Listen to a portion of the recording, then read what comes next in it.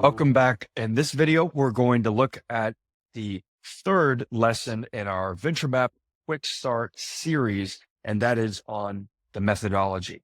Now, we're going to go ahead and punch over, but before we do, I just want to always remind you, this one is so relevant now more than ever. The chef eats his own cooking. The trainer actually works out himself in the gym.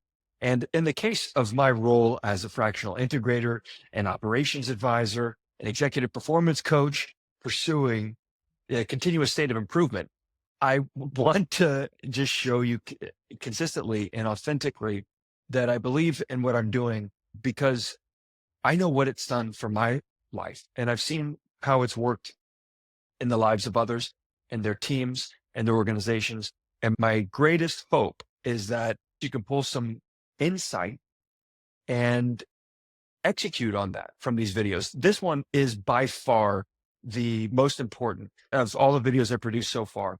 Now, if you are kind of lost and you need a refresher, I talked a lot about these tools in the first video. I'm currently running Sunsama. That's what I'm displaying is I have a task to execute right now. It's blocked out in my calendar, and I estimated the amount of time required. I actually am tracking the amount of time required, and I'm doing that. It seems so simple. It seems so basic. There's a lot of great research that's been done about the reduction of middle management and the importance of high-low leadership with executive stakeholders and business leaders. Oftentimes I hear and I see firsthand how many business owners talk about, oh, I'm stuck in the business. I'm stuck in operations. I'm trying to get out. I completely understand that. It is a difficult place to be, that's for sure. And it's really easy to fall into that place, really hard to get out of it. And it's kind of like painting yourself into a corner, except the paint is a bunch of rat traps. Like, it's not easy to get out. What I've observed consistently over years of working with so-called visionary CEO types that are stuck in the operations of their small business is they're actually not that good at being accountable. Just as a general statement, there's outliers, of course, but as a general statement, they're not that good at being consistently accountable, even to themselves. And that's probably polarizing. That may be offensive. I certainly don't mean it to be offensive. It's just what I've observed. There's some types that are more analytical in nature and have more cognitive scaffolding in place, more of that like iron will and self-discipline and self-awareness and technological proficiency and they're systems oriented, and they would more naturally gravitate into a space that allows them to be the executor. But oftentimes what I have found in my own lived experience, my direct observations over years working with dozens of different personalities and leaders and industries and organization sizes and everything else, is patterns. So I want to share principles that can be applied to patterns we encounter in reality as leaders that will inform our decision-making, that will enable more efficient and effective execution for this. This is definitely the most important video, because if you don't use the tools and you don't use the framework that we've covered, but you take something away from this methodology, then I would have done my job, because you would have increased your efficiency. You'd have gotten more time back in your week to do higher quality work, and ideally more volumes of that higher quality work. Portfolio defining work that increases your quality of life because you're tapping into deep work, you're tapping into flow states.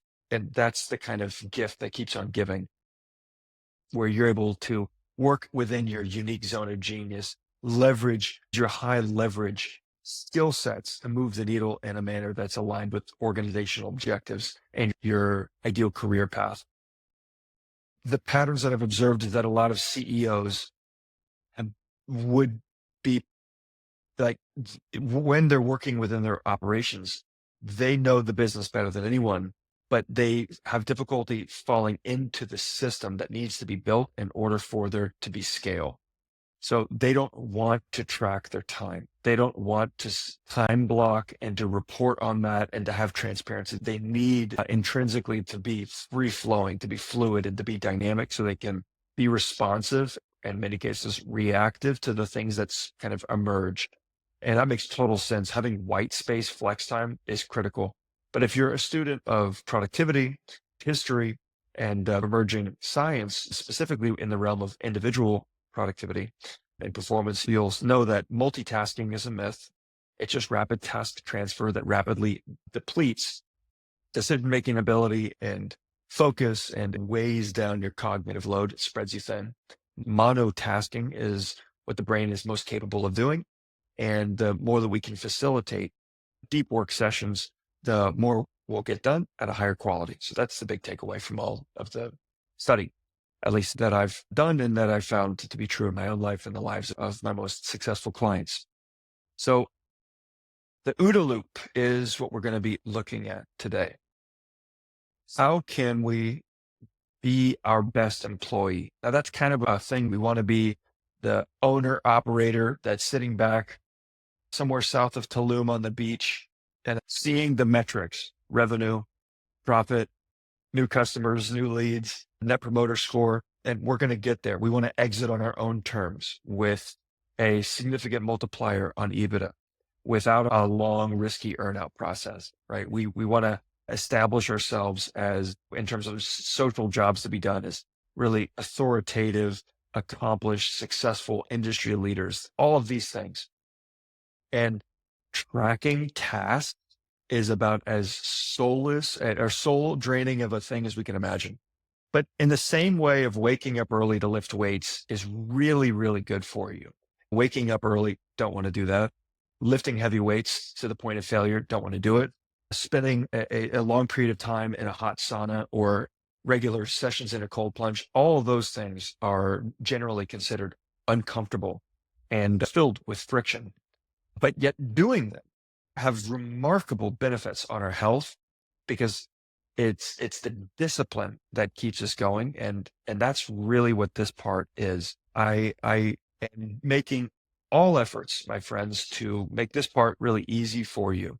So you can be the strategic genius that sits back and just gives your perspective. That's what the implementation tier is all about, is building the infrastructure to support task execution. And we're already seeing a lot of great results there. We've learned a lot. And this year, we're going to be rolling out some things with AI agents and specialized offshore talent that is going to continue to change the game for our implementation tier clients, as well as our VentureMap Elite community members, because we share everything we learned there to the best of our ability.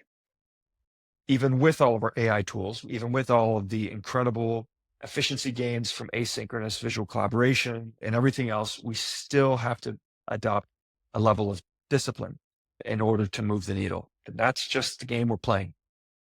So because that's the case, and because we're playing the game of business, and if we're going to play a game, we have to play to win, right? We keep track based on growth, based on earnings, assuming, everyone that I have in the community so far, everyone that I've worked with thus far is running a for-profit company. So the scoreboard is necessarily tracked by success in our monetization strategies. That's to say, top line revenue, our operating expenses, these things, churn. These are all really, really important. They're kind of like the most important, because if we don't have that, we don't have a business. Funds raised are also, a big piece of it. So there's some cyclical, reoccurring things that you will find can be applied anywhere, anytime, any place, save a few like really fantastic, exotic outliers that I frankly couldn't even define in this. And if you can, let me know and we'll consider it. But in the same way we discussed in the last video, hey, listen, there's such a thing as strategy. There's such a thing as operations or execution. These things are overlapping. We call them organization and operations these days for a number of reasons. That overlap is what we call experience. That's why the logic of the framework is the way it is in this current iteration. After over half a decade of work, that's what we found to make the most sense, to have the most coherence and work for the largest number of use cases. This is the type of thing that you're going to see every minute, every hour, every day, week, month, quarter, year.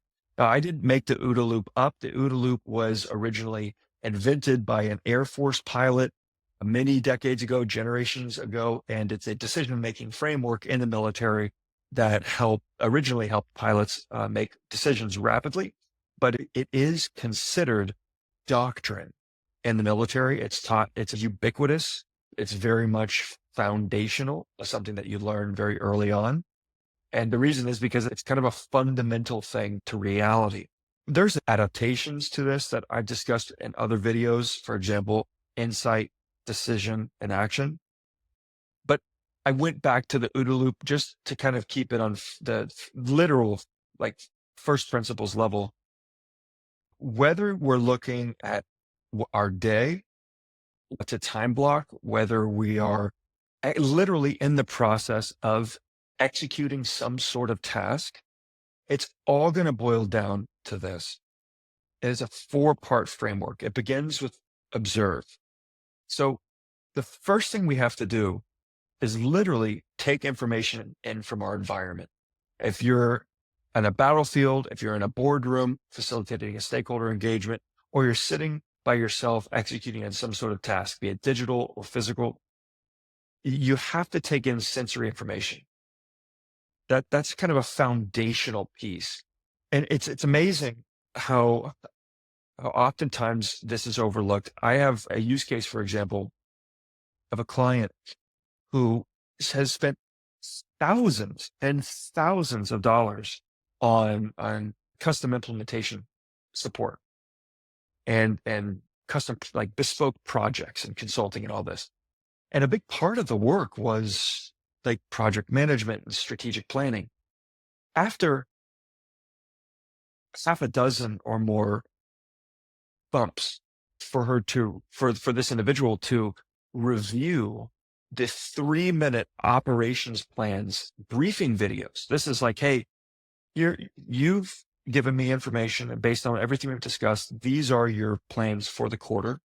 Based on these plans, here are the projects that we need to do so we can actually be successful and the outcomes defined.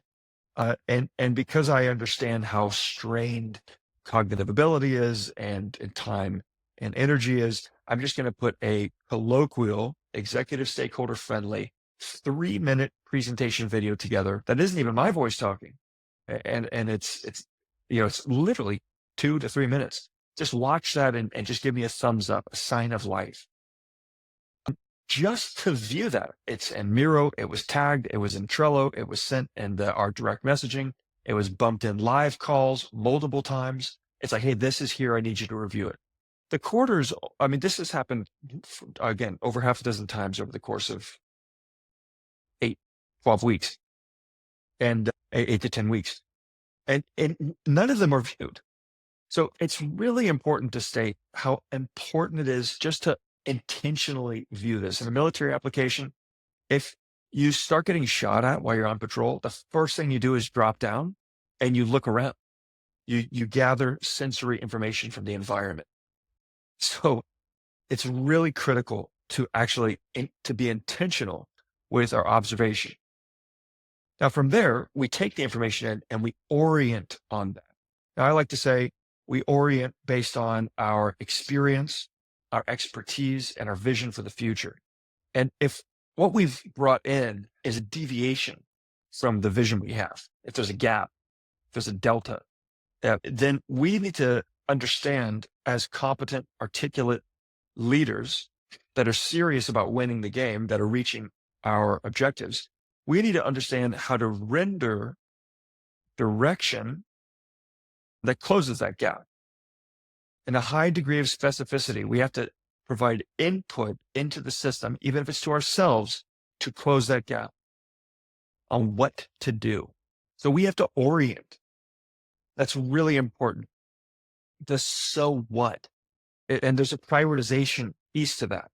Because when we say yes to whatever we say yes to, when we make a decision on whatever we decide to do, be it changing a color on a button or pulling the trigger against a window as a bad guy on the other side, or presenting a specific, sending an email to a client, or developing some sort of collateral for social media or our customer acquisition process, whatever it is.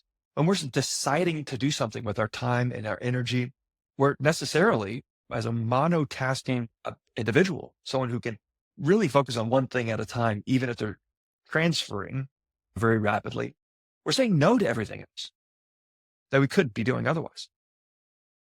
So that's really important to consider, that the way we make sense of what we're bringing in is based on our priorities, and that those priorities are assigned at an individual and a collective level and organizational level. Once we do decide, once we say this has to be done, in the case of a operations plan deck, hey, the timeline isn't correct. This needs to be done before the end of the second month of the quarter. Otherwise, we're not going to be on track. We've got a big industry event at the third month. Everything has to be ready for that. Hey, I checked out the design mock-up on this new brand identity package, and it just feels totally wrong. I think these things are misaligned with what we're trying to do here. And I brought in some clear visual references that articulate the elements within this composition that I think need to be changed.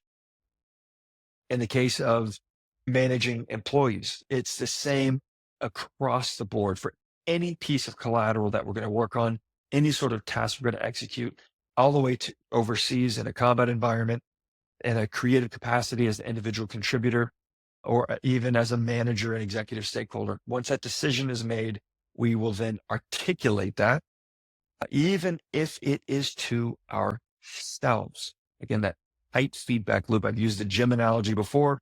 You can go into the gym with a great workout routine, or you can just go in there and look at the thing you want to do and go over to it and start doing it.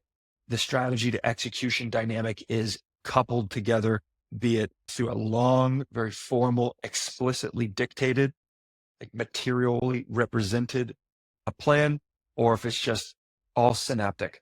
There's that loop. So once we decide, we basically input into action. That's where we are doing the thing. That's my favorite part, because that's really what moves the needle.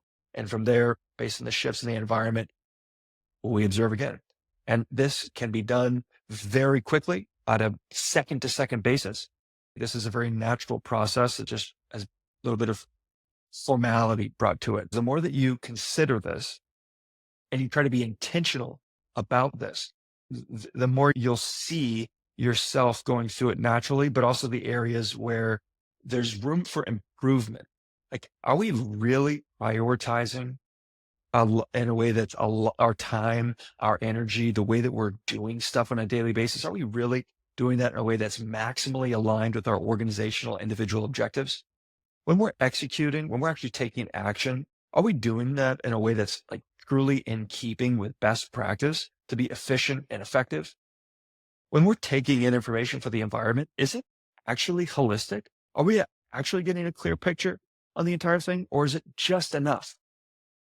Are we making decisions in a vacuum? Are we assuming that everyone's on the same page, that we all are speaking the same language? This sort of thing. It all connects back to what we've discussed previously with our tools and with the framework. That's why this exists the way that it does.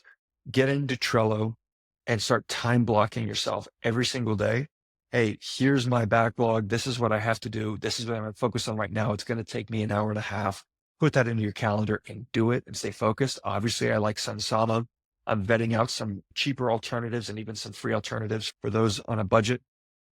But if you do nothing else, but just start focusing on that piece, which is bellying up to the desk, as the majority of people in this community are knowledge workers, they're business and operations leaders, executive stakeholders, at a day-to-day basis, having that discipline to do the reps and say, here's the picture I'm seeing across the board. I've got 50 priorities, or I've got 15 priorities. I've got 2 big projects, but these things have popped up, and just detach from a moment and observe it all. Say, okay, here's all the things I'm doing. Now then orient against that and say, okay, well, What do I have to do today to maintain integrity against all of my obligations and commitments? If I do nothing else by the end of today, by the time I'm unplugging, if I do nothing else but this, would I be successful? That goes to the top of the list. This is going to take me 8 hours. This is going to take me 9 hours, whatever it is. Calculate an estimate for the man hours required. From there, that's project management 101. From there, do the same thing all the way down the list. Prioritize and time block and assign that time into your calendar. So you've got a realistic depiction on what your day looks like. That has to coalesce with meetings, with other obligations, and the things that don't fit. If we're going to spend a couple of hours on a task, that's the task we're working on. So if you do nothing else but adopt that methodology, you can churn out of the community from here. And if you just do that for 90 days, your entire life will change, truly, or your money back. It's one of those things. It's just like fitness. If you consistently show up to the gym 3, 4, 5 times a week for 90 days and work out safely in a manner that is in keeping with progressive overload best practices, and you're eating at a caloric deficit, it's amazing what's going to happen to your body, that your physicality will transform because it's using principles that are established as best practices. It's the same thing here. Be the best employee in the team. Be the best team member, the best individual contributor, even if you're a leader. In the Marine Corps, I'll finish by saying this. In the Marine Corps, oftentimes, obviously you probably know, or maybe you don't, I spent 4 years in the Marine Corps infantry. I did 2 deployments to Afghanistan. First one, I was a SAW gunner, carrying a lightweight machine gun and 400 to 800 rounds of ammunition, a massive metal jammer backpack to prevent remote controlled IEDs from detonating where our foot patrols were, moseying around. Oftentimes we were moving a little faster than a mosey. This little antenna here is a Thor 2 backpack. So what I'm wearing on my back is actually like a 30-pound metal backpack with like mini car batteries inside of it. So that way bad actors couldn't detonate homemade explosives buried in the wall or the floor. And then a bunch of belt-tied ammunition, body armor, etc. It's the big idea behind the discipline of time blocking and with a time estimate and focused execution is an awareness of bandwidth allocation. So in the Marine Corps, one of the big things that we value is physicality. That's why I bring up carrying 40, 60 plus pounds on a daily basis for hours, having to walk, having to patrol for an hour, 2, 3 hours just to get to the village, just to do the work and patrol back. That takes a lot of physical ability.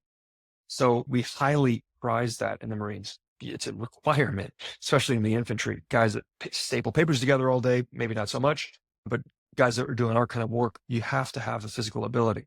So once we got back from our deployments and the new guys were joining that were fresh out of boot camp and infantry school, it was up to us to help harden their abilities to perform under pressure in a physical way.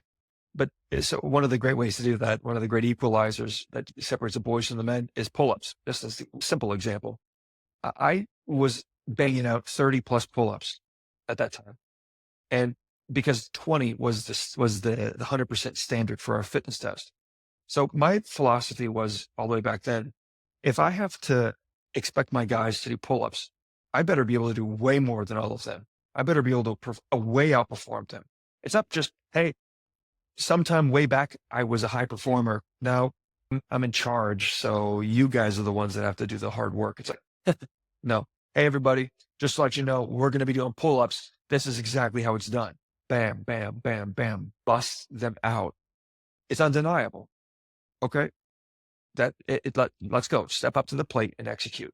I feel very similarly about that in my own teams, is that I have to be the one that executes the hardest. I have to be the one that's the most accountable, that's the most specific, that's the most efficient and effective, because I have to lead the teams. There's a difference between management and leadership. Both are important, but oftentimes one comes at the cost of the other. And so having both, being able to preserve accountability, not just for your people that you're hiring, but for yourself, and to display that, that's visibility. That's a culture of transparency. That's the type of thing that gets a level of engagement and buy-in and loyalty and investment from your people that cultivates an environment of trust and belonging where people do the best work of their entire career, portfolio defining work. That's market competitiveness.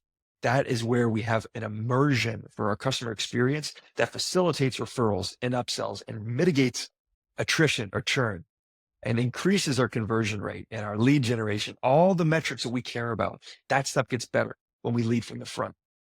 So there's a lot more tactical, real world applications we could look at from the methodology, but across the board, what I'm seeing people have difficulty with, but it is the highest leverage ability, is to simply sit down and review collateral, run that through their brains, field it through their experience, expertise, and vision for the future, provide unambiguous, highly specific feedback to be able to actually articulate that, and then support some level of follow-on execution, whether they're doing the execution or they've engaged me to support that, or their team members just sitting down to review something, being accountable to actually doing that, providing that feedback, that input based on their decision.